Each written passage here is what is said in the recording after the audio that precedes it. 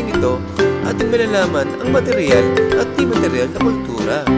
Tayo umawit ang pagkain, pananamit, pati na rin ang kasangkapan. Halimbawa ng material na kultura sa komunidad. Paniniwala at kaugalian at iba-ibang pagdiriwang.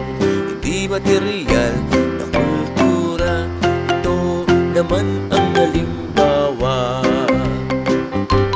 Ang pagkain, pananamit, pati na rin ang kasangkapan.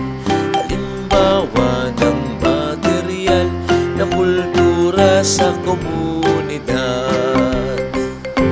Paniniwala at kaugalian at iba-ibang pagdiriwang.